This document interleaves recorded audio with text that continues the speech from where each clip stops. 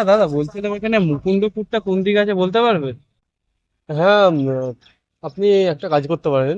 আপনি রোড দিয়ে যেতে পারেন, কিন্তু রোড যেতে যেতে সে কাল হয়ে যাবে, ভোর রাত হয়ে যাবে। তাহলে আপনি জঙ্গলে যেতে পারেন, কিন্তু জঙ্গলে না যাওয়াই উচিত, কেন সবাই তো যেতে পারে না।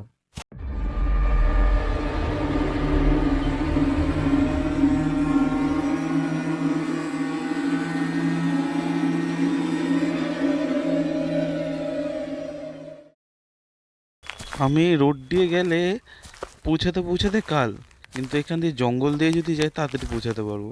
তাহলে আমি গ্যারান্টি দিয়ে তো জঙ্গল দিয়ে যাব, কেন লোকেদের কথা শুনতে হবে? হ্যাঁ, এই আছে ওই আছে, ধুর, চলো তো যাওয়া যাক, দেখা যাবে, যাওয়া হবে।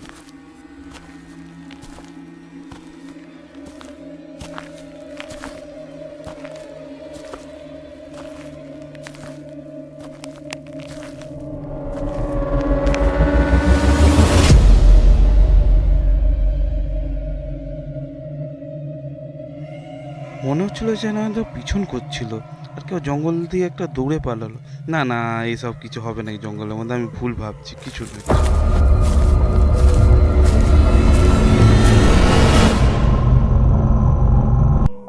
আহ!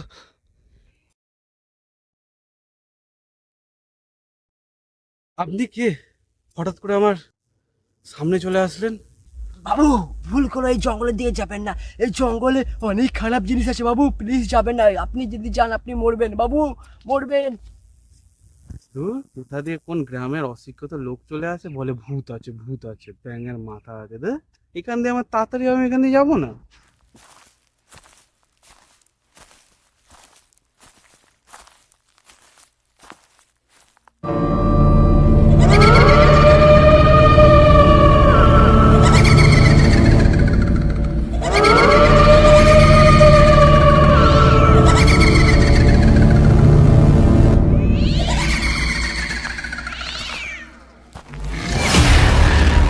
পিছনে জামাটা ধরে কে টানছে?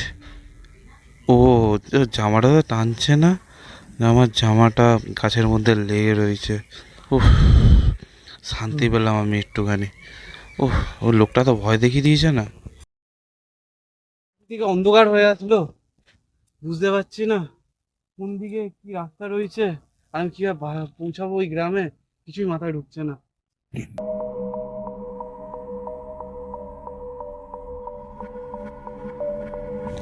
চারিদিকে এরকম গাছপালা নড়ছে কেন, আর আমার এরকম ভয় ভয় লাগছে কেন?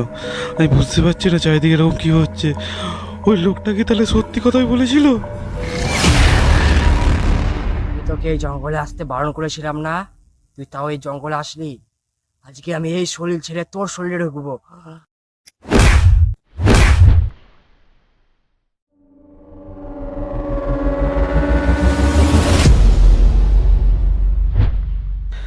এই তো সেই প্রভু শ্রী বজরংবলীর কাপড়, এটা দিয়ে কেউ ভয় পাচ্ছে।